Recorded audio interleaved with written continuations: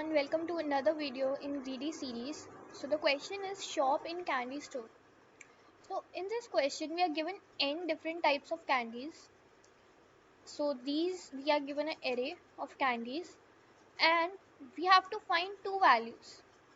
Minimum amount of money and maximum amount of money we have to spend to buy all these candies. Now there is a very interesting uh, constraint over here is that if we buy a single candy, like if you buy a candy, we can get at most k other candies for free. For example, if I buy this one, suppose I buy 3, so I can take over here case 2, right? So I can take like any two other candies free. So if I take 3, I can take 4 and 2 free. So this is a constraint and we need to find the minimum amount to buy all these candies and maximum amount to buy all these candies. So this is basically the gist of the question. And now let's see the approach, how we can approach this problem. So over here, I have taken this test case. So in this n is 4, k is 2 and we have these candies. Now we need to find minimum amount and we need to find the maximum amount to buy all these candies. So, and we know that we can have, if we take a candy, we can get k other free. So minimum and maximum. Minimum amount we have to, if we have to have minimum amount, then we'll take the price, we'll take the like the candy which has the minimum price. So basically the approach is, first we will sort this candy array. We sort the candy array, and after that, for the minimum amount, we'll start from 0 index. We will take this candy with this price. So our amount becomes 1. So the value of minimum amount is 1 because we have taken the candy with price 1. And now we can have 2 candies for free, right? Case 2, we can take 2 candies for free. What do you think? What will be the beneficial, which two candies we should choose so that we have to pay minimum amount? We can take the last 2 candies, right? So that obviously these will be of higher price na, so we can take them for free. So we will reduce, we will save money, right? So what we will do is, we will have 2 pointers, I pointer which will point to 0 and j pointer which will point to the last index. Now when we had taken, so this will be 3. So indexing, let me do the indexing also. So this is 0 index, 1 index, 2 index and 3 index. Okay. So now we are at 0, I is at 0 and j is at 3. We took this candy. So we took this candy, so the price becomes 1 and we can take the k candies for free. So we will move the j pointer, we will take these 2 candies and we will move the j pointer over here. So these candies we have taken for free, so we are saving money over here. So this is the benefit of doing sorting. For the minimum, we will start from beginning, and once we will take a candy, the last k we will avoid taking, we will eliminate them. Now in the next iteration also, I will now increment by 1 place. So j become 1 because we decrease j by k and I becomes 1. Now both I and j are at index 1.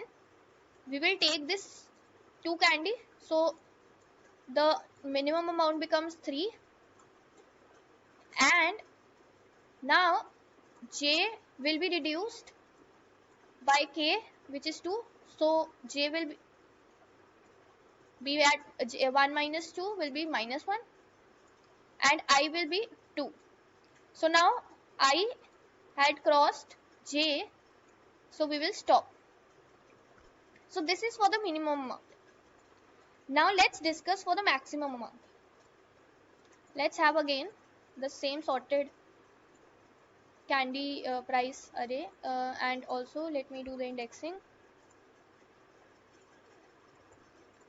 Now in the second case, we found the maximum amount.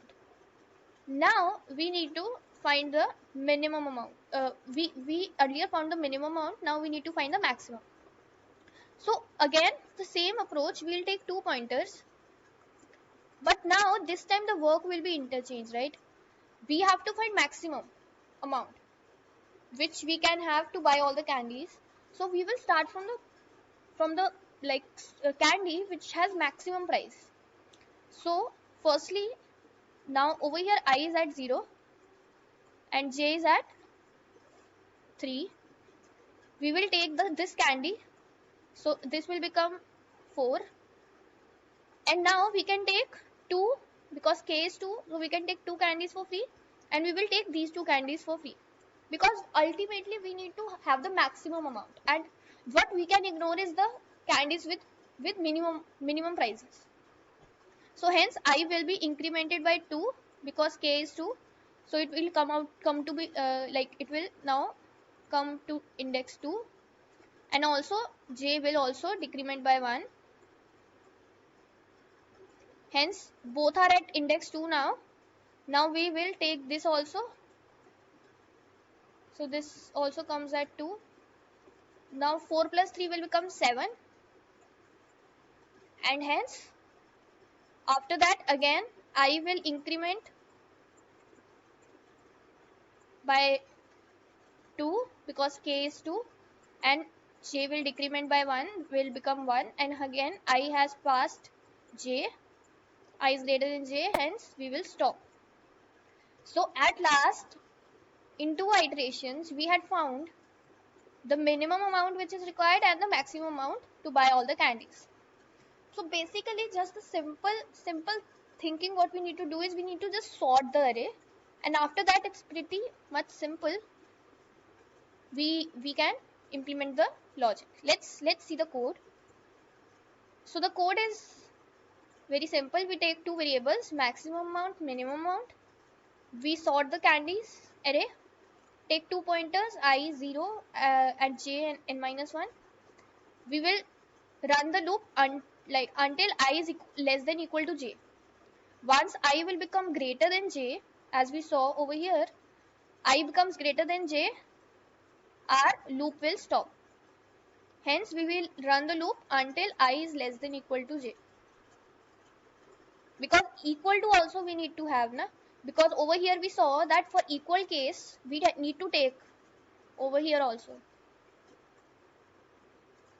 So this is while I less than equal to j, we will be adding in the minimum amount the candy at I, j will be reduced by k, and I will increment by 1. J will be reduced by k because we are now just neglecting the last 2 candies because we have taken them for free. So this was for the minimum, and then we have for the maximum. We will again mark the pointers, and again we'll have the loop. We will add in the maximum candy j, last candy, because now we need to have the maximum price. I will be incremented because we are just neglecting the first k candies, and then we will also decrement j because now we move to other one, next one. So at last we will return a list of minimum amount and maximum amount. Let's submit the solution, and it's accepted. Let's discuss the time and space. So it's evident you are sorting, so the time complexity will be n log n,